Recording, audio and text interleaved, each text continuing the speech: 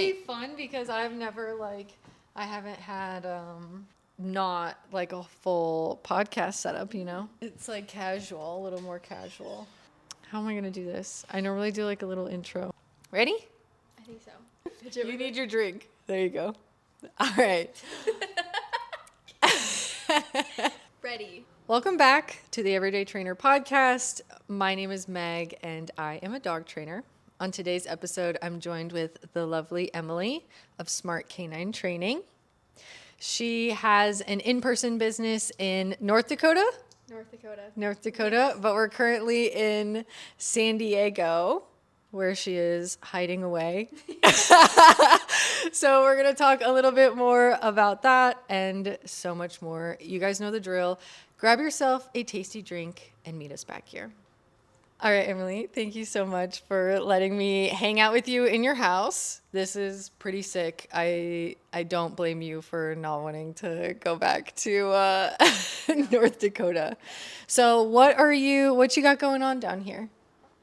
Mostly just, it's like a mini retirement kind of. I just need a break because the in-person facility is a lot. So I'm kind of running away. Yeah, and I want to talk with you about that because I'm also running away from my life too.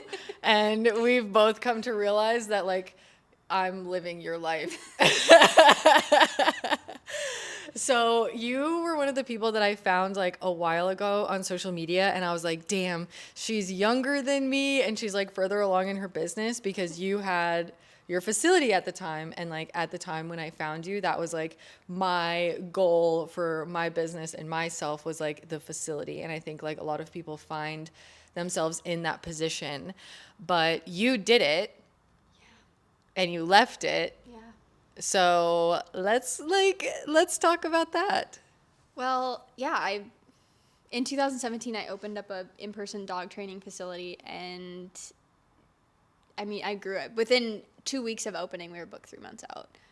No advertising, no paid advertising, just social media, word of mouth, referrals. It was nuts. It was more than I knew what to do with, and I just first started out by hiring a kennel assistant, and then an office assistant, and then another kennel assistant, and then a dog handler, and another dog handler, and at one point, I had 10 people there, and it was a full-fledged thing, and it was crazy. It was my dream. That's what I wanted, and I had dreams of buying land and building the dream Damn, facility. we really are living the same life. And then, yeah, just one thing after another, it became too much. And I contemplated it for a year, and I talked heavily about it with my close friends and family of this is a lot, and I don't know if I can do it. And then you go on social media, and that's all everybody talks about is being an entrepreneur is so hard, and hustle and grind and wake up at 6 a.m. and that's the life that you want. But that's not me. I could not keep up with the pace at which that business was going. And then, yeah, one thing on top of the other, the straw that broke the camel's back, and I pulled the plug. And it literally, I'm sure you can resonate with this. Imagine shutting down something that it was your dream and you worked on day and night and you obsessed over it, and that's all you wanted for 4 years. I think I had the facility 4 or 5 years, and I just pulled the plug. Everybody was bye all of my employees. The lease ended. I just let it end, put all the stuff in storage, and then I packed up my van and drove across the country for a while. I was did exactly what I'm doing currently. Yeah, and that's it's the side of the business that you never really get to see, you know, and it looks so glamorous from the outside. You're like, wow, this person is running this successful dog training business, and they have all these dogs and all these clients, and they're booked out, and you know, it seems like the dream. And I was in the same position as you, where I was that's what I want. I want a facility. I want the in-person business. And the more that I see, you know, people who are doing it, I realize it doesn't really align with the life that I want. I think that there are people that it does, and that's what they want, and they can go into their facility every day and be happy and fulfilled. But one side of the business that like we were talking about earlier is like the liability of things. You know, like the reality of dog training is that you're one like lawsuit away from something really, really bad happening to like everything that you've built. And that pressure of like, what if something does happen? Or, you know, like we have people's dogs, like live animals. We have live animals. Like it's so important that, you know, they're taken care of and that your business is taken care of. Yeah. You know, and when you put that responsibility on trainers and other people, like You really it's a lot. can't have control issues. You learn to let go a lot when you start hiring a lot of people, and you just have to trust yourself. Like, I'm hiring this person because X, Y, and Z, and I trust myself. I've done my due diligence. I've done the background check. I've done the interview. I've done the working interview. We've done the 3-month probationary period. I really like them, but like, at the end of the day, yeah, are they pulling the dog out and checking the collar to make sure that it's, you know, or the slip lead to make sure that the rivets didn't wear at the end of the day, and then pop, leash breaks, dog's loose. Hopefully that client is understanding and you can get the dog back. Like all of these things I had a friend who, everybody uses stainless steel bowls, right? Mm-hmm. Dog literally shredded a stainless steel bowl. Yeah. Like, I mean, imagine that with the wrong client who's not understanding of like, there is nothing I could have done different, I guess, except let the dog drink outside of the kennel, but then I can't keep them, let them have a bowl inside their kennel for water. It's like a double-edged sword, and, you know, it's just one catastrophic, weird event that can just send you into, even if you have the contracts, you know, everybody is, oh, don't worry, you have contracts. That doesn't stop somebody from suing you. Yeah. They can sue you and drag out a lawsuit. They probably have more money than we do. You're really relying on like the kindness of strangers. Yeah, the understanding. Like my dog came home with diarrhea. Well, it's stressful. Board and trains are stressful. Going home, learning a bunch of stuff, coming to us, and then going back home. I would get diarrhea too. You know, that's something that I like talk about with owners is they're like, my dog has diarrhea. And I'm like, yeah, the routine changed. Like, do you ever like travel and like have digestive issues? No, just me. Okay. Just me. Okay, Yeah. I'll be quiet.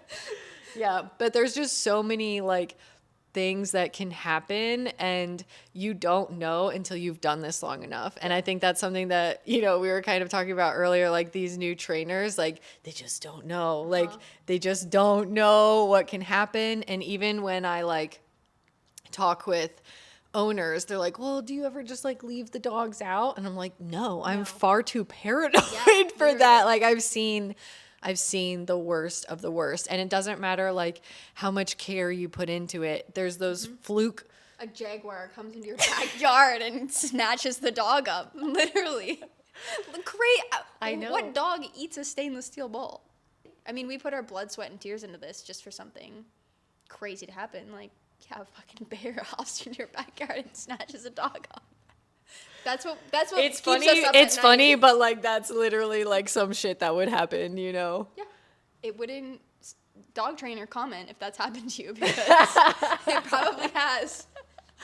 I know, Online, right? I don't know. So like, okay, did you go to dog trainer school? Yes, I did go to a dog training school, like a in-person one, and then just like continued education online, books, things like that. So, yeah. Okay, so after you finished dog trainer school, did you immediately know that you wanted to open up your own like facility and kind of get that going? No? Did you work under somebody? No. So I called and interviewed at so many places and had a really bad experience trying to work for somebody else. I even went and did what do you call it? Like a working interview at a facility for a week, and I was there for a week, and the things that I saw, I was like, I cannot work here. This is terrifying. Or some of the interviews I did, I was like, this is so. Wait, what were you seeing at other places?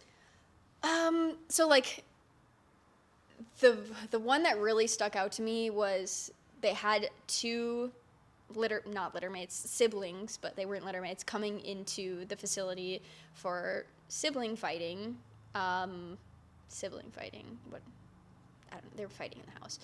And apparently they didn't evaluate the dogs correctly, and they brought in the dog first that wasn't the problem. They thought they were bringing in the problem child first for like an 8-week, and then the other one who wasn't a problem was going to come in after for like a 3-week.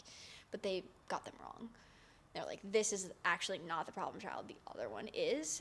And at that time they were there together, and they couldn't get them to fight, and they were literally contemplating putting them into a pen together with e-collars on and muzzles on, and just waiting until they fought, and then just 127 both of them. I was like, yeah, so I'm not going to be around for that. You're like, I want to do things a little bit differently. Yeah. Okay. I'm all right. I'm going to pass on that one. So kind of seeing what other people were doing, you're like, okay, I like can do this better. I want to do this better. Yeah, essentially. And I didn't want to move back to North Dakota at all. It's just a very cold place.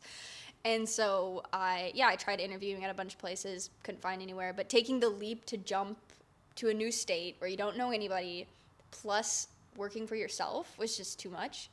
So I went back to North Dakota, opened up the facility, and yeah, within 2 weeks we were booked out. And I was like, I just wanted to open it for like a year and then save up some money so I could move, get some experience, but it just didn't turn out that way. So Yeah, so you had it for 5 years, right? And when did you start? How old were you? it's 2017. I think I was 21. Yeah, 21 or 22. That's crazy. That's like very impressive. Thank you. There's not a lot of 21-year-olds who are like opening facilities. Yeah, don't recommend. I also like been there, done that. Yeah. Also, like dog training is obviously like a newfound love, but before I was a dog trainer, I owned a business, so it's not like I jumped into both of these new things all at once. I kind of had the business understanding and then did the dog. What business did you have before? I owned an online apparel store. No, you didn't. Yes. I love that. Yeah. Yeah, I sold tie-dyes. No But I way. didn't wear tie-dyes. I don't know. Yeah. Were you making them? No. You were just reselling them. Yes. So you've always been a hustler. Always. I love that, dude. That's so cool. Yeah. Okay. So you opened up your own facility. You're in North Dakota. Flash forward 5 years. You're on the edge of burnout. What kind of like led you to that point?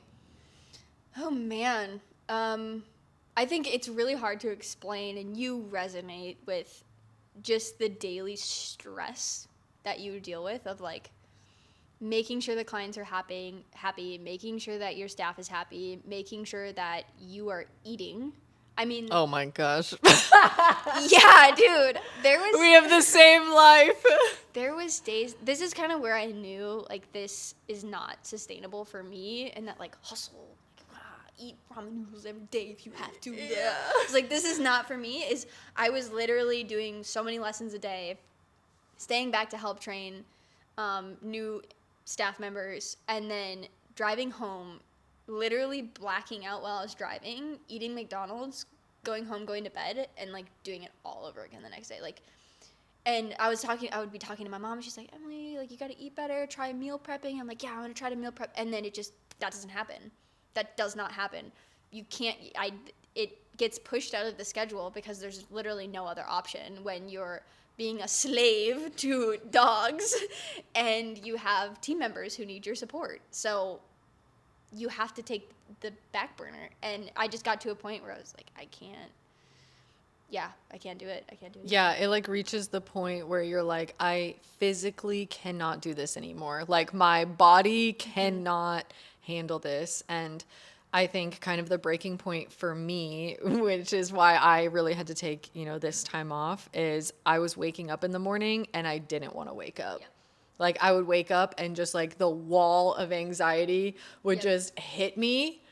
And I'm like, I want to go back to sleep. Like I don't even want to deal with whatever is like coming my way today. Yep. Because it's when things are good, it's so euphoric. It's so good. You're like, I could live this life forever. This is great. But when things are bad, and the hard part for me was, and I've talked to a few of my mentors about this who have had facilities, it's literally traumatizing to have your own facility, because you're going along life, and then you open up a door and things are really great, and then you're going along, you open up another door and things are really great, and then you open up a door and like somebody's holding a gun to your head. Like, that's literally what, and it's like, snap, now the next week of your life you're going to be dealing with this and nothing else, and your life is going to be so unbelievably crappy, and then things will slowly start going back up. It's traumatizing to me. I literally think my It's so brain traumatizing. changed Oh, during that I time. mean, it's not just me too. It's like my staff, like Tori, she's my day one girl, you know? And Yeah. like we literally text each other,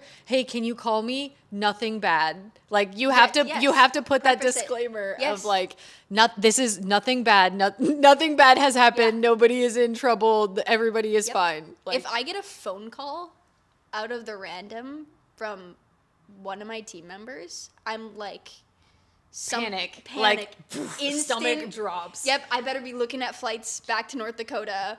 I better be getting in my car and going to the facility right now. There's gonna be something that I'm gonna have to deal with that's gonna be really hard. Yeah.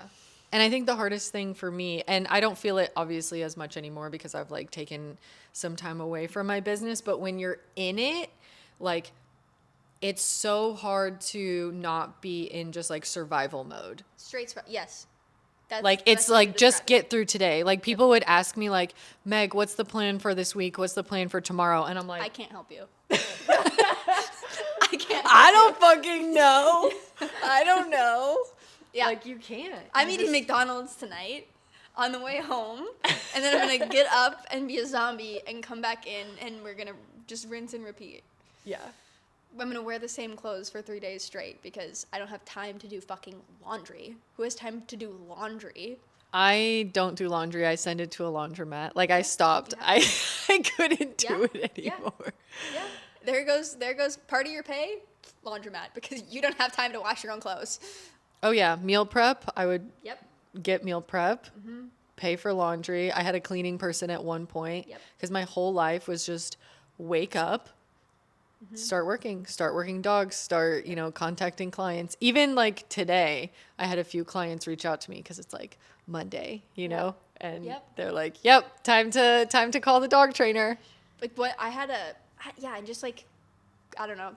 This randomly popped back into my head, but just not knowing what the day is going to bring you. Like, I had taken my first vacation for a lot of people, it doesn't sound like a lot, but I mean, you're talking my only day off, full day off in 7 months. Like, that's a long time to just be on the clock 24/7, go, go, go. And I had hired a manager, and she no-show quit during my only vacation that I'd had in that long. Yeah. And so it was like, well, there goes my vacation. I'm literally sitting by the pool cleaning up messes all the time. Luckily, I have like a really, really good team. When you find those people, it's like, I want to be buried in the slot next to you. Bitch, you're not leaving me. You can't go anywhere. Yeah. Oh my gosh. Yeah. It's like, it's no joke. And I wish, like, I talked to my friend who, she also has a dog training business in Orlando. She's a crazy person. She takes on like an ungodly amount of dogs every month. Like, I'm talking like 50. What? It's like her whole family running it, but like still, she has a lot. That is so many dogs. Insane. Yeah. Right? But I talked to her about it, and she's like, all of these clients like get upset because I'm not like sending enough updates or I don't respond fast enough, and I just wish I could like strap a GoPro onto my Live chest. stream it. Yeah, and like, show people like, look at what I'm doing all day Yeah. long. Or even for me, like when I'm there, I do a lot of like pickups and drop-offs. Like if I do like boarding for clients that I have had for like a long time, you Yep, know? I'm like, yep. I'll take care of you, that sort of thing. So I'll do like pickups and drop-offs for dogs, and I can never be anywhere on time because it's like one dog gets like diarrhea and like you're pushed back 30 minutes and then one thing is pushed back 30 minutes and then everything else gets pushed back like, Yep. And the whole day you're having to worry about this dog that has diarrhea. Yeah, it's like this stress that just compounds and like, yeah. Yeah. So you did that for 5 years. You're like, okay, this like does not match my lifestyle. And you just got rid of everything. Yeah. I literally hit unplug. Like, I unplugged it. Everybody off payroll. Payroll canceled. Facility down. We moved everything into storage. We would still meet up and do some trainings, but then, yeah, I hopped in. My parents have like a big Sprinter van, and I hopped in that, and I went all the way from New York down to San Diego and back. And when I came back, they were like, yeah, we really want you to, like, if you open something back up, we'll be here for you. So I signed another 3-year lease at a building, but one of my trainers is on the lease with me. I was like, I'm not doing this alone. It's too much weight for me. We need to disperse the weight. Yeah, we used to do primarily board and trains, and it just seemed like a lot for us, a lot for the dog, a lot for the owner. Training was really good. You know, the dogs looked great, but it's really hard for the owners to, I don't know. So we moved mostly over to day training and then private lessons and then client exclusive daycare and boarding. I like that. I hate board and trains. I'm very public about my hatred for board and trains. My problem is, like, it's just what a lot of people know and want, you know? So they're like going to a dog trainer and they're like, I want a board and train. And it's like, just talk to me about your dog first. Your dog needs How 2 much is a private board and lessons. train? And you're like, okay. Your dog needs 2 private lessons. Let's calm down. So do you like the day training model? Is it working out nicely? Yeah, it's good. And I also think it helps, you know, we can sit there and try to make the expectation as much as we can in the we do in-person evaluations. We can sit there and try to set the expectation as much as possible, but until you're training the dog and you're trying to revert a habit the dog already has, clients don't understand fully what that takes. And I'm not blaming them, but it's a lot. And with the day training model of having the dog go home with them on the weekend, like, you better pay attention in this private lesson because you're about to take your dog home. And I'm sending you homework, and if you don't do the homework, like, you're going to fall behind in training. I mean, we've had clients not every client follows through. We've had clients, they're like, oh, yeah, we can't make the lesson this week. We can't make the lesson this week. I mean, I can't help you if you're not willing to help yourself. So it also kind of helps them, one, be along for the process of teaching their dog and understanding, you know, if the loose leash walk falls apart eventually because you stop following through or your dog has to go somewhere with a friend for, I don't know, you go to country, I don't know.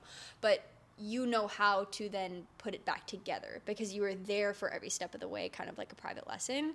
You're not completely helpless of I don't know what to do because I was just told to pop on the leash or walk into the dog or whatever. So it's a nice pace. So yeah. Yeah. And that's kind of why I like daily training for myself and my trainers is we basically just do like daily private lessons with owners. Yeah. And it's because it's like very owner focused, you know, 100%. that's like how our training is like, it has to be owner focused because I know I can train a dog. I know my trainers can train a dog, but you know, are you going to send this dog home and then it's going to go right back to how things are because the owner just doesn't simply know. And it's a lot of behavioral change on the owner's side too. Yes, and when you have that pairing of the really, really high intensity, quick, fast thinking dog with the owner that is not very quick thinking, maybe not very coordinated, and just wants a potato dog, it's like, I'm sorry, but I'm not going to be the trainer I'm going to teach your dog how to be calm and be still and all of those things, but at the end of the day, you can't change genetics. You're going to have to quicken up. You're going to have to learn how to be interesting to this dog.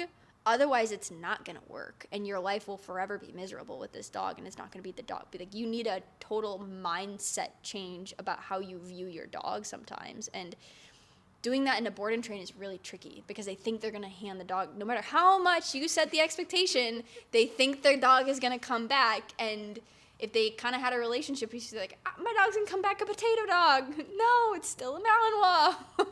So it's tricky. Yeah. So you're not so much doing that much anymore of the in-person stuff. You're keeping that super small.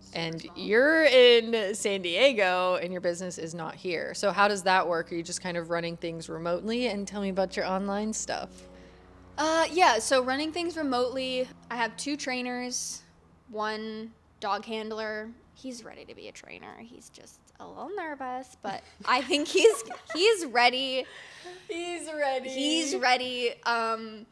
And so they're doing a really good job. The two girls have been working with me for a long time, Haley and Hannah, and then Nathan is a dog handler. He was a client turned team member. So it's those three, and then we do, we have our little meetings, and I primarily focus a lot of my energy towards the online stuff. Yeah.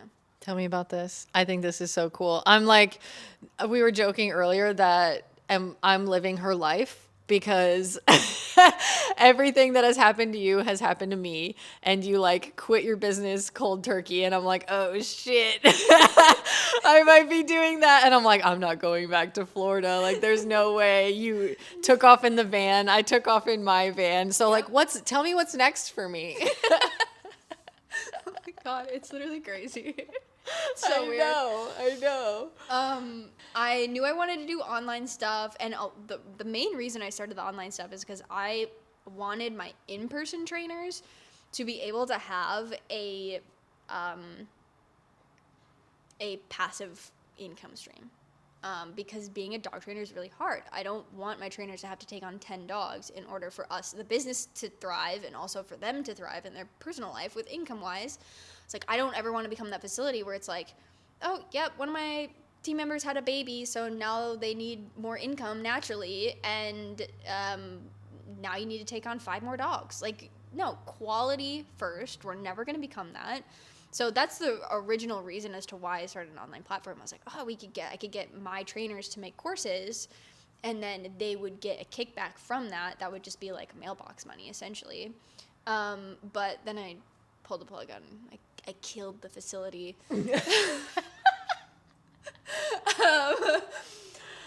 R.I.P. So I guess now we're still kind of doing that. They have a few things on there right now. But it's mostly like a subscription and like a monthly subscription where like you can get a live Q&A with my trainers, I think twice a month, and ask them anything. There's courses on there that are for purchase, but I primarily focus my energy on my mentorship, which is like 3 months long, and it's like having me in your back pocket. You can reach out to me 24/7. I'll get back to you within 72 business hours. I will go to the end of the earth to make sure that you are understanding exactly what you're supposed to be doing with your dog to reach the goals that you have set for your dog. And yeah, like lifetime access to all my content. All of our live Q&As are recorded. They get lifetime access to those. All past student live Q&As are recorded. They get access to those. It's if you were to price it out, it would be every single mentorship would cost more money because there's more content in there from the last students. Like if I had to put a number on the actual dollar amount value, if I was going to go through, it would be like 15 grand for 3 months. Like that would be the amount of value that somebody would get out of it. Just time-wise going through it, my time, past student stuff, they get access to all my courses. Can ask me a question at any time. And I've really, really, really, really fallen in love with that model, and I think a lot of trainers are going to be kind of following suit. Yeah, I think, we definitely see dog trainers going more online because there's just such a liability and risk and, time and energy and so much that goes into training dogs in person, and everything is kind of going online anyways. And, I'm kind of seeing that a lot of owners want to be more involved in the training, which is why I kind of, made the shift over to daily training instead of so many board and trains for our business. But, I think that that is something that I would do when I was struggling with my dog. Like, I wish that I would have had you as a resource to do stuff online, because I was in the position where I was like, I know that I need help. I don't really know what I need to be doing right now, but I could do it on my own if I just had the right kind of resources. So you're basically just giving people those resources to be able to train their dog on their own. 100%. Yeah. Students will take a video. Sorry, I'm losing my words.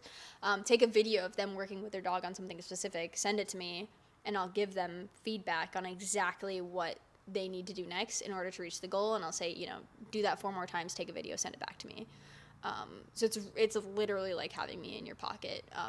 I was really, really, really, really nervous to make the jump to online and start the mentorship because it took me probably 6 months just to prepare all of the content for the mentorship and like how I wanted to stagger it and what I was going to charge and like all of this stuff. And yeah, it's been sold out every single time.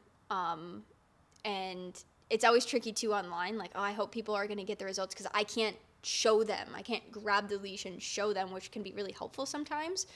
But I mean, I ask students to do a testimonial for me, and like, I mean, there's so many students that have submitted testimonials, like video testimonials of sharing how life-changing of experience it was.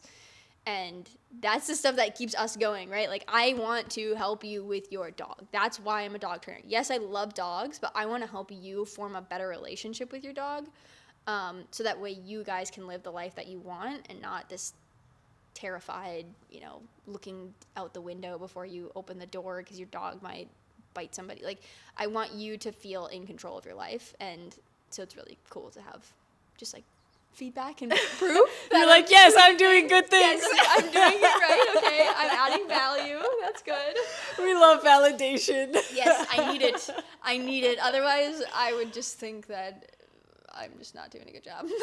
Yeah. No, I'm in the same boat as you. And also, like, I don't know, I think just having you like in their back pocket would be huge, because like it's so easy to watch videos and be like, oh, I can do that. But then when you start to go do it on your own, like dog training in itself is so simple conceptually, but in practice, it's not. So like, Spiderweb. yeah, so you can have like all of these courses and all of this content and all of this information, but like if you're not getting that feedback that can like coach you through like, hey, do this a little bit better next time or do this, like you kind of get stuck and you like hit that plateau. Yeah. And if you don't have the dog that specifically fits with, I can tell you how to teach your dog a down in 3 different ways within 30 minutes. That's all we have time for, 30 minutes. Here's 3 different options if your dog doesn't cooperate. Your dog could not respond to one of those. Like, okay, well, then we need to backtrack. And so that's what's tricky about just buying a course online. Because some dogs it works really great with, some humans it works really great with. But yeah, being able to get that feedback is really important. Yeah. Like when I was talking to Shane, he was like, explain to me how you would work through like reactivity with a dog. And I was like, well, I don't know. It depends on the situation. The dog in front of me. Yeah, I can tell you. Yeah. I'm like, I don't know. It depends on the dog and the situation and where we're at and what the, handler is doing. And, like, I don't know. Yeah. I don't know. It really just depends on so many factors. And that's what I really like about what you're doing is I like tried the membership thing. And I don't want to say try. Like, I did the membership thing. But you definitely need that component of it, that like personalized, like, let me watch videos of you, let me coach. Like, I love that. Yeah. That's awesome. Yes. Yes. I really think like that's the way that the dog training community is. Dog trainers are going to start doing exactly that because everybody's getting burnt out. Everybody in the whole dog training industry is getting burnt out. Like the one groomer I was referring people to, I've worked at a bunch of groomers in my city, and some of them are a little sketchy.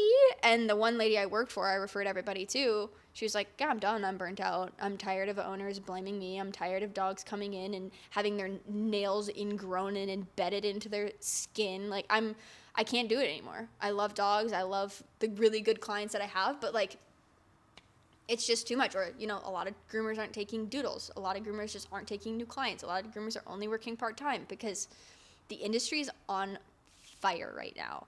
And I feel like only the trainers and like the industry professionals are the only ones that are feeling it. And the owners have no idea. But I think a lot of things are going to start changing in the next few years. And people are going to be like, what? Why can't I find an in-person trainer anymore? It's all online. Do you think there will be value in the people who do stay in person? Oh, for sure. I think there's, even for my mentorship, I have people do an application call. And I've had a few people where I'm like, no, let me try to refer you to somebody in person because this is not it. Like, you need a board and train. And it's always just interesting in those calls. I'm like, believe me, I am not turning you away because I don't want to help you and I don't want income. I'm helping you by sending you away from me. You need to, like, and I'm like on the computer as I'm on the phone with them. I'm like, oh yeah, I know this trainer. They're 6 hours away from you. Oh, 6 hours. No, go to them. If you want to train your dog, go to them. They don't do somebody local. That's who I would trust my own dog with. So I think I could also see a lot of training facilities starting to shrink down a little bit and take a step back, kind of like we have, of like, yeah, maybe it'll be me and a kennel assistant and we're good.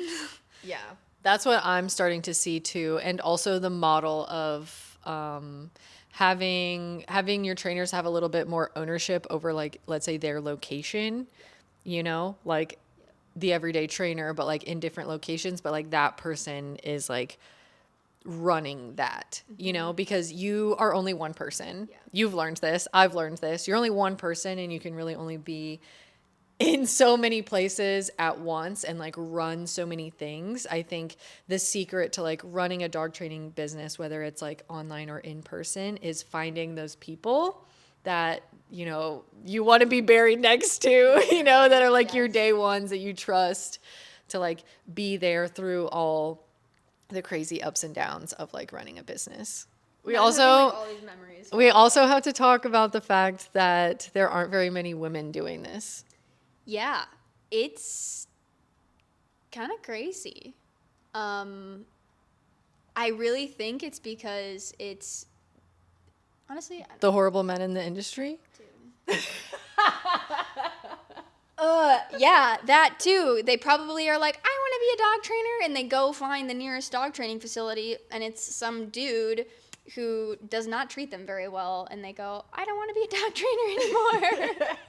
Fair, girly, fair. I think that's one thing that I get a lot of because, you know, my whole like business is super girly and all my online stuff is super girly. Mm-hmm. Like the dog training industry is dominated by men at the top, but actually run by women. And so there are all of these women who like, I don't know. I get people who reach out to me and they're like, I want to come and work for you. You know, like I'll come to Orlando, I'll shadow you because like, it's so intimidating. It's so intimidating. And like, I can handle it because I don't know. I like thrive in those environments. Like even when I was at like Primal Canine, it's like Mike Jones and then like two other like big dudes. And I'm like, hello, welcome back to the Everyday Trainer podcast, you know, like flipping my hair and they're like neck tats and face tats. But like, I kind of thrive in those situations, but I can see how, you know, like so many other people would be like so intimidated just to like step foot into something like that. So that's something that like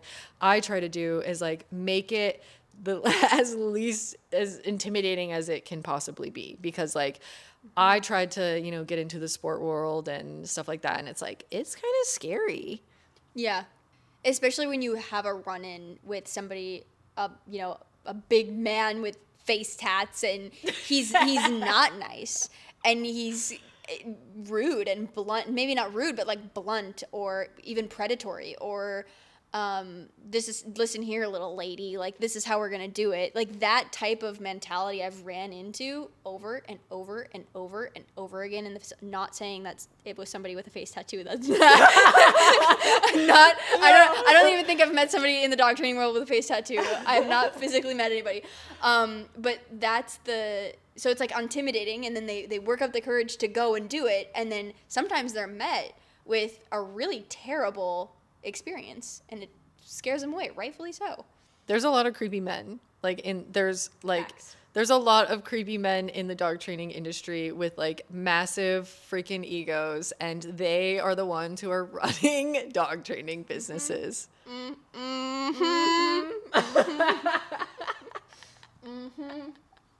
Yeah. Yeah, and it's like, I don't know. I don't fuck with that. Yeah. Like no. You can't. We were talking about on us. It doesn't work on me. Yeah, we were talking about how I was like, "Oh, do you have all of these like dog trainer men in your DMs like hitting on you?" And she's like, "No." And I'm like, "Yeah, me neither. Like, I don't give off the vibes of like this shit's going to fly with me." Yeah, absolutely not. Absolutely not. And for the ladies listening to this that are getting into dog training, you're like, oh yeah, I kind of have a crush on my mentor or something like that. No, don't do it. Don't do it. You keep your business and your personal life separate. Yeah, and I think that's why you've been able to like, well, both of us have been able to like navigate this industry is because of that, because of that understanding. And you know, like I've been fucking burned by dog trainer men, but I'm not going to like sit here and like play the victim mentality. I'm going to be like, okay, this is kind of how this shit goes. Yeah. I know how I need to be to kind of like exist in this space. And I think that like for me, I like it. Like I like being that person that like can exist in this space and not get, you know, butt hurt or get my feelings hurt or offended by things, because like I am willing to like put myself at risk to like make that space in the industry. For sure. You know, for other women to be 100%. like, you can run your own business. You can do this. Like, Yes. it's not just these like dumb men.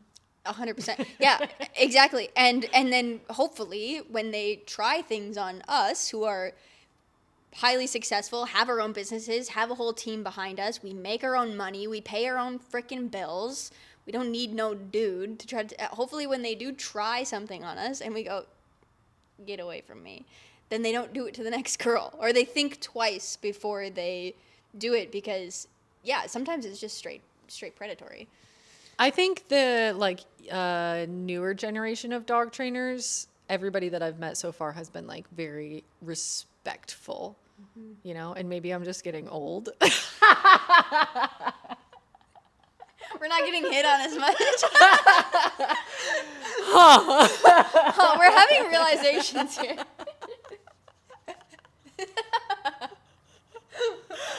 That's hilarious. Oh, man. Yeah.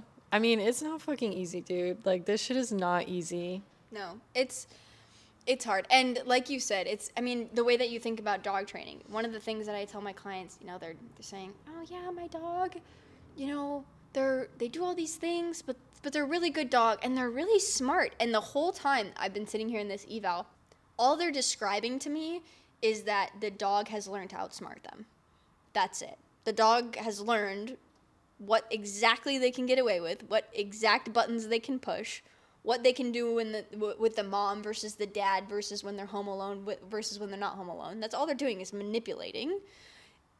And then they go, they go, but they're really smart. They say, yes, smart enough to manipulate a human. Oh, I always, like, all my phone calls go the exact same way. They're like, oh, this dog, you know, bit my kid's face and, you know, jumps on guests and pulls on the leash, but he's a really smart, good dog. Yeah, and it's kind of the same mentality that you have to take into dealing with these in the dog training circle as a female. Is I'm going to go into this and I'm going to be smarter and play a better game than they're trying to play. When you try to hit on me, I'm not going to feed into it. I'm not going to even entertain it, because it's but also but also, like, and I'm saying this for all of the girls out there who, you know, like, yeah, go out to dinner in a group of all of them, go you know, have fun and do all of the things, but have a line and know that at some point somebody's going to try to poke that button, and be confident enough in yourself and know the situation that you're putting yourself into. I think that's the really big thing Around it. is confidence. Yeah. Yeah. Being confident to be able to say no. And that just kind of plays into like your value too, because I think, you know, like when I was first starting off, you feel a little bit like lost and isolated, and when somebody like reaches out to you and tells you that you're doing great, you're like, oh my gosh, you know. But that really just comes from like you don't internally feel like valuable enough on your own or what you're doing on your own, and you really kind of like need that external validation. But if I could go back to Meghan, like, you know, 3 or 4 years ago, I would basically be like, you got this. Like, you don't need other people to tell you that you got this. 100%. And I think one of the situations that I was put into with a male trainer, after I left that situation, I just thought to myself, like, oh my God, if I had just started dog training, I wonder if I would have felt really, really, really, really pressured to, you know, reciprocate his advances, because he's much better. He's highly successful. He knows all of the things. He's where I want to be. He's cute. Like, all of those things. I wonder if I would have felt more pressured because I didn't have the confidence that maybe I thought he could give me. But thank God I had the confidence and saw right through exactly what he was trying to do. But I was like, this has worked on baby trainers before, hasn't it? That is so predatory. That is so unbelievably predatory. That's what you're relying on. It's like, yeah, you look up to me, don't you? Like, I can give you everything that you need, all the knowledge that you need. Don't you want, well, this is how you get it, little girl. Like, dang. I was on a phone call today with a dog trainer, and he ended the call with, "Okay, girls." And I was like, ugh. Kill me. Don't do that. Don't. Like, it's just so just like, ugh, I don't. If you guys need recommendations for mentors, we can hook you up with people who won't be creepy. There are so many good men in the industry, who have literally changed my opinions about training, changed my whole business model, changed how I viewed the world in such good ways. And if you need one of those mentors, I can send you their Instagram. I can just DM us. Let us do the filtering. Filtering, exactly. We have a good idea of the scope of what's going on around here. Yeah, and I think that's something too that I get a lot of messages from, new dog trainers who are like, I want to get involved in the industry. Like, what's my first step? What's something that you would tell them? So if they have no experience or little experience with dogs, maybe they grew up with dogs or they're dog walking or something right now, one of the best things I think I can tell somebody to do is go get hired as a groomer or a bather somewhere, truthfully.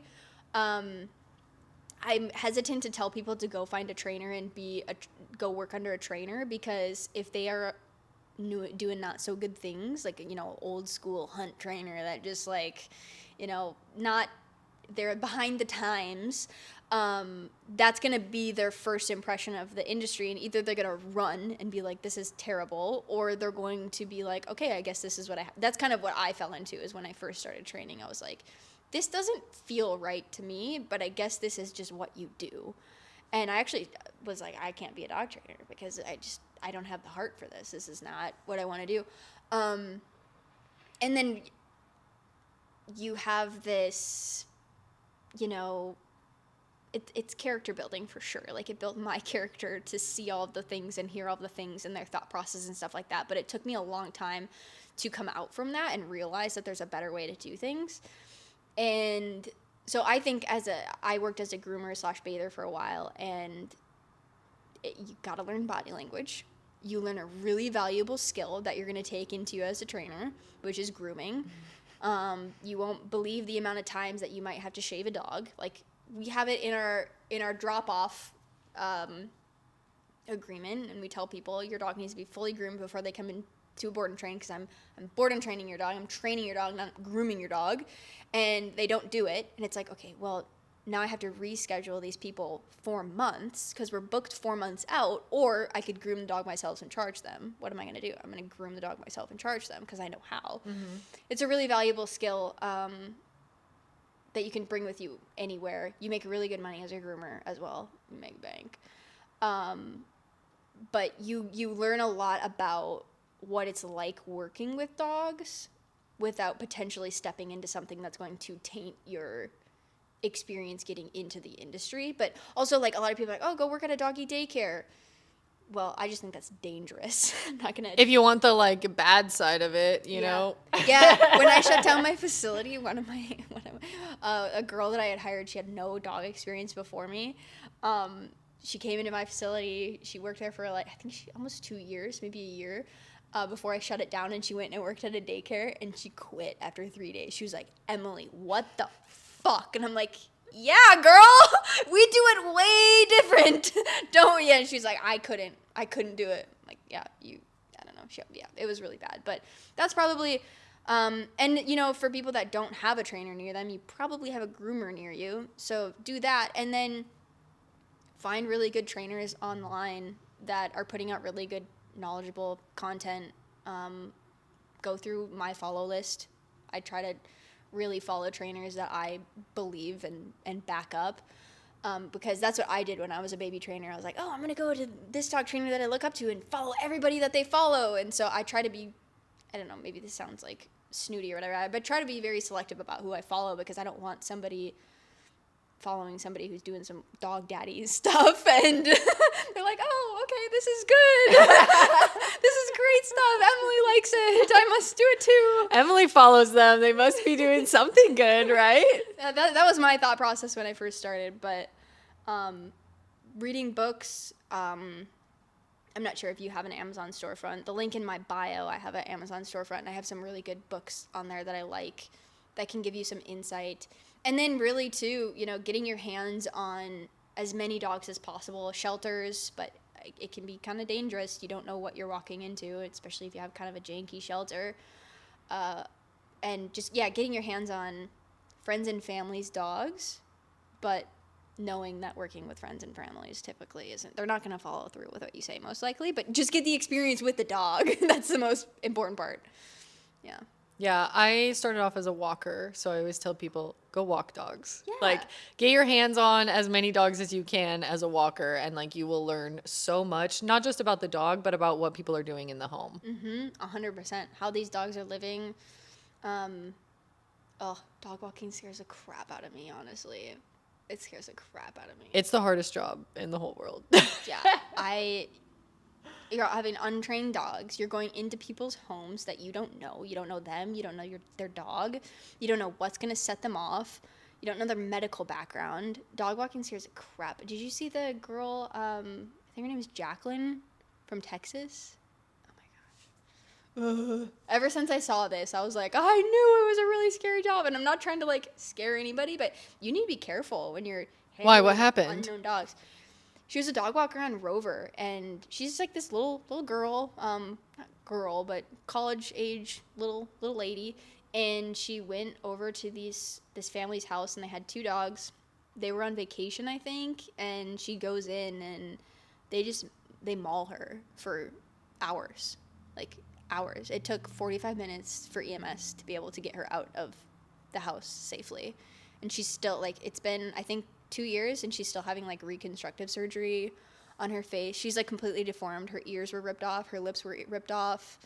Yeah, there's body cam footage of it. I mean, it took him 45 minutes to get her out of the house. That also kind of goes into, I've been talking a lot about this recently, about, like, keeping those types of dogs around. You know, like, I think there's very much the mentality of, like, save all the dogs, you know, like, all dogs deserve training and blah, blah, blah, blah, blah. But, like, as I've become a more experienced trainer, I do not put dogs' lives ahead of owners. Like, if, you know, I'm talking to a client and they're like, our dog bit a person multiple times, I have the very real conversation with them about, like, is it really worth your life? Because that's what can happen, and it does happen. Like, these dogs, like, do actually maul people. Yeah, our society in America and other parts of the world has gotten so detached that this is an animal with 1-inch teeth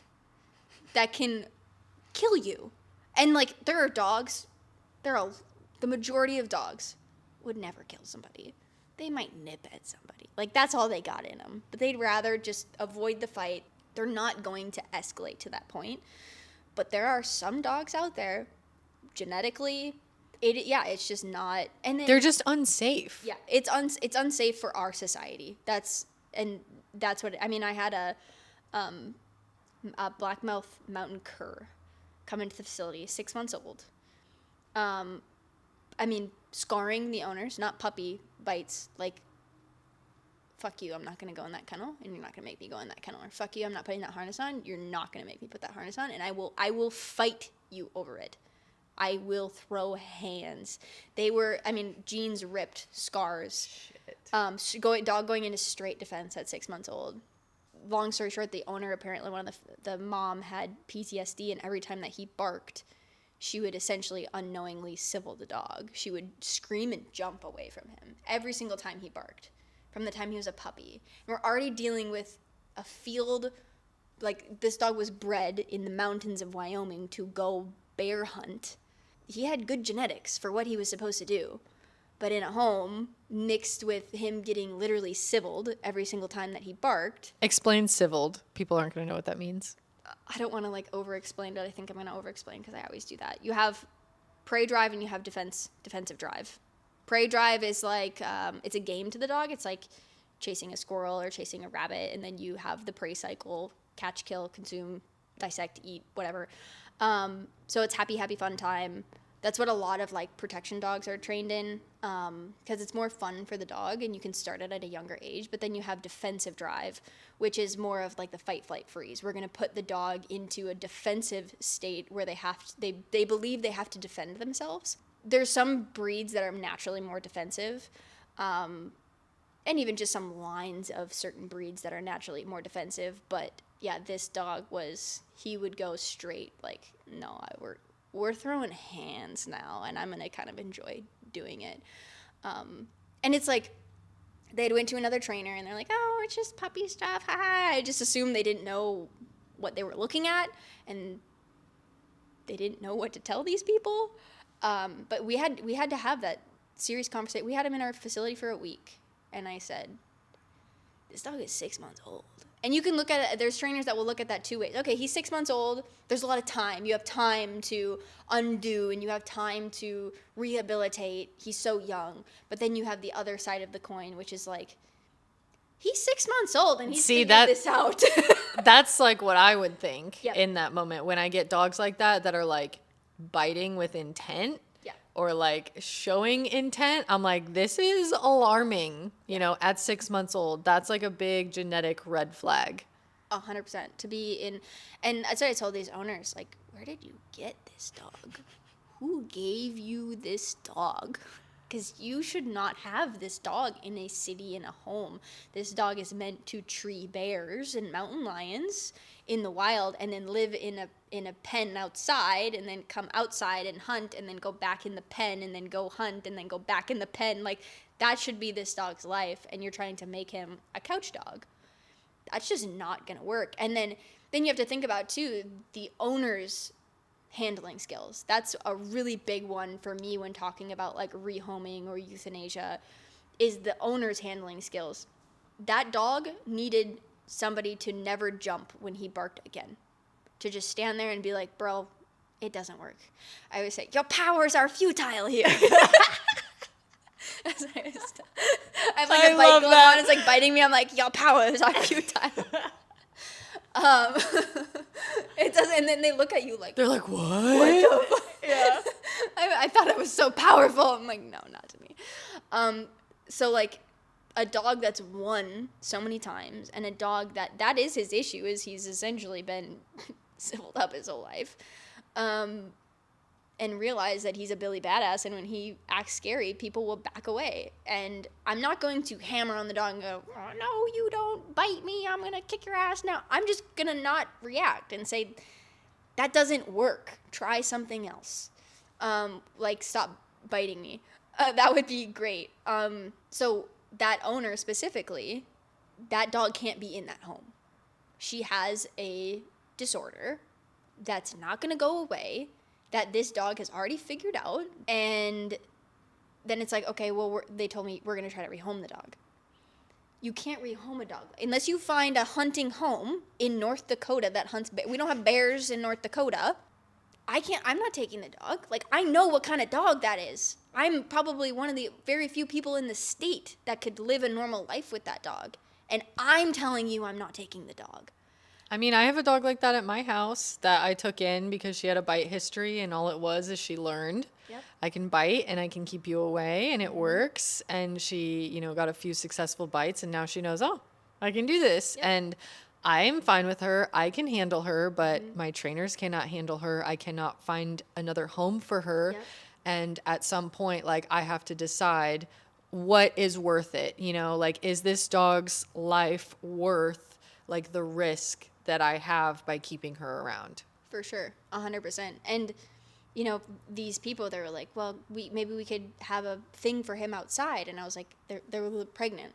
And I was like, this dog is a dog who will not, one day, he will decide he is not letting you on the couch.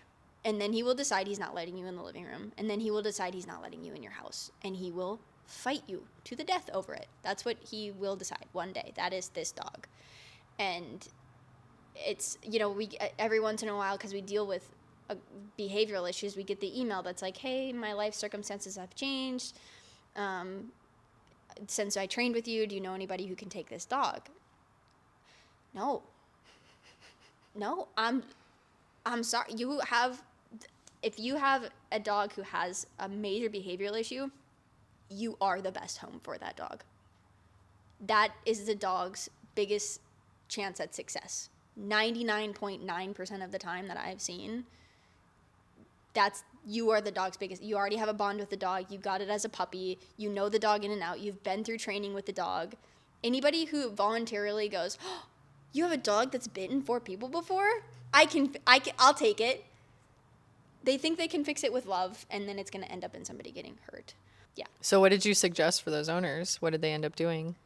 So I said I'll reach out to a few people I know in the dog world that are in the more of the working side of the industry, people who hunt bears and stuff. And I had a few leads, but then because I'm going to be honest, like he has behavioral issues because of, you know, the things that he's been through. They all were like, no, I can't take him, which, again, rightfully so. It's another trainer looking at it and going, yeah, I know what that's going to turn into. And then they tried to reach back out to the breeder. Of course, the breeder said, we can't take him. And so they didn't tell me, but I got an email about a week later that they euthanized him. Yeah, and I cried. I was fucked up. I was messed up. But I know in my heart of hearts after meeting that dog that well, that's the best option, you know, as far as like human safety goes, you know. Yeah. And their baby, like, they're like, could we put a gate up, like have him on a climb and put a gate up and have him in a muzzle? No, absolutely not. Because 2 years from now, when you've been managing it really well, and you go, oh, he doesn't need the muzzle, he loves our baby, bam, dead baby. Like, I hate to be dramatic and gory, but no, I do the same thing. Like when I'm talking to my clients, I'm like, listen, nobody is going to tell you this, but I will tell you, like, this is what all these dog trainers sit around and talk about. Like, we would not put our lives or other people's lives at risk over a dog, you know? And when I talk to inexperienced trainers and they're like guilting people for rehoming dogs or guilting people for behavioral euthanasia, I'm like, you haven't seen what these dogs can do to people, because they will literally maul people over what? Like your guilt of keeping this dog alive, you know? Like some dogs are just genetically unsafe to be fit, like to live in, you know, people's homes. 100%. And we also have to remember that our skill set can handle that dog and have that dog live a pretty normal, good life for the rest of its life. But these aren't dog trainers, and they're never going to be dog trainers, and they're only dealing with one dog. So like, we have hindsight. They don't have hindsight. So even if we make them a dog trainer for their specific dog, they don't have the hindsight of, again, 2 years from now, everything's going fine. I'm just going to have my sister come watch the dog for the weekend because she's met him a bunch of times. He does really good with her, and boarding's really expensive. Well, now sister is locked in a bathroom because dog got off leash and it's holding her hostage. Like, those are the stories that we hear over and over and over and over and over again. And then at a certain point, you just go, yup, saw that coming from 3 years ago.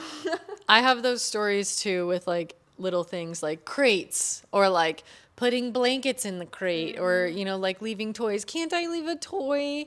Like, can I leave a toy out? Like, I feel so bad. I'm like, no, it's never worth it. Like, you're going to have to send your dog to a vet for an obstruction, and they're going to have to do an emergency surgery. And it's just like, it's never worth it. Just like if you're not watching your dog, crate your dog. Trust me, I've seen the worst of the worst. I've seen dogs die. Like, I've had, you know, like all of this crazy shit. Like, if you truly love your dog, like, you will give them enough structure, like you will put them in the environment that is like best suited for them, not just suited for you. Yeah, they don't know any different. I mean, I've even had a guy, he came into me for training with his next dog, but his last dog, he had always put her in the bathroom when he left because she was really good. She was like a potato dog, a golden retriever, never did anything, never chewed anything up, and one day he came home from work and she had eaten the bath mat and brought her to the vet. They stitched her stomach up, but then like 3 months later she had a complication with it because her guts were just all messed up and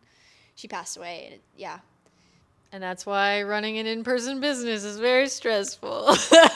Yeah, Because there's always something. Like, it's just such a high-risk job, and people have no idea. I think especially, too, because, like, social media has just, like, glamorized it.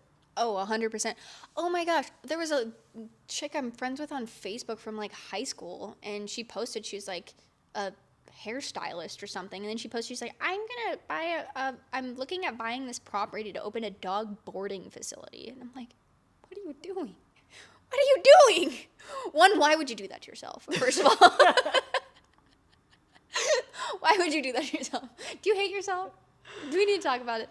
But two, where did this come from? Because you love playing with puppies all day? Because you're going to be scooping poop all day. That's what you're going to be doing. Scooping poop, sending updates, like, I don't know, just chaos. Go work at a boarding facility for a month, and then if you still are head over heels and in love with it, then open your boarding facility. But like, where is this coming from? I would never have a boarding facility. Even if I have, like, let's say I have like a space for training, I do not want boarding dogs. Oh my God, the liability of boarding dogs is just never worth it. That's why I'm like very selective about like who we do boarding with. I'm like, we can't have just like anybody's dogs in our house, you know? 100%. You don't know what they're gonna do. Even with the dogs that you have thoroughly vetted and did evaluations on. Like that trainer, that just terrifies me. Literally shredded a stainless steel bowl. Shredded. How do you do that? It was like a lab too. It wasn't even this big meathead. Oh my God, really? Yeah. Yeah. Showed me the bowl in a baggie.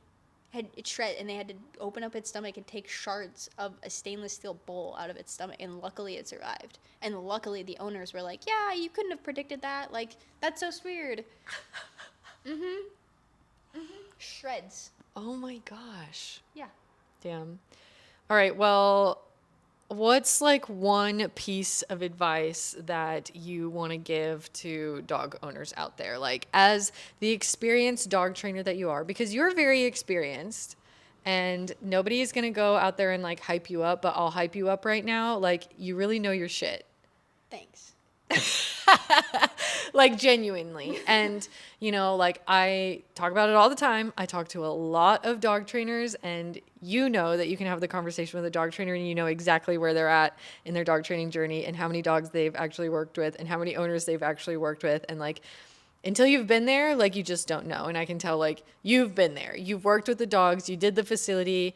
Now you're doing the online stuff. So, like, for the average owner, what's, like, that one piece of advice that, like, you just feel like you can't share enough about? Probably to play with your dog. I think a lot of people, it doesn't matter if your dog's a puppy, if your dog is old, if your dog has severe behavioral issues, if your dog is a potato dog. Learn how to play with your dog. Play is how dogs teach each other things from the time they were born. That's what they've been doing. They've been play fighting and wrestling around and exploring the environment and playing in new environments to gain confidence and environmental exposure. And that's how a lot of animals and even humans, like if you grow up with siblings, you play to teach each other a lot of things. And I think people have kind of lost that connection with their dog, or they associate play with fetch, which, sorry, but newsflash, a lot of dogs don't like fetch. Or we've just conditioned them to like fetch because that's the only form of like exercise and interaction they get from you, except for, you know, the random belly rub on the couch. So learning how your dog likes to play, whether that's with a toy, with food, because yes, you can play with food, personal play. That's another thing. Like, a lot of owners want to play personally with their dogs, and a lot of dogs are getting kind of freaked out by it. You see it a lot with dudes, actually. Wait, what do you mean? Explain. Like, they want to wrestle with their dog. And the dog is liking it for about a split second, and then they're like, wait, are you mad at me? Are we fighting? Like, what is going on here? And I see it a lot with men. They do that with their dogs.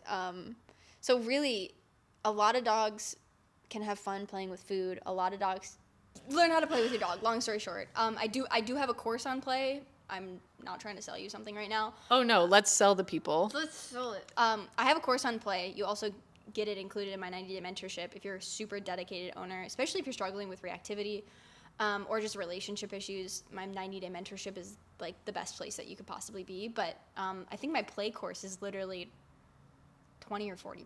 I tried to make it really affordable because I believe that play is the key to a lot of things. It's how I start almost all my training is through play. Yes. Nice. And how can the people find you and join your membership or community or mentorship? All the things you got. Well, Instagram is Emilee Mahar, EmileeMahar. TikTok is Emilee Dog Lady, and then the link's in my bio. Perfect. Well, thank you, Emily. You're the best. Thanks for having me on. This is my first podcast, by the way.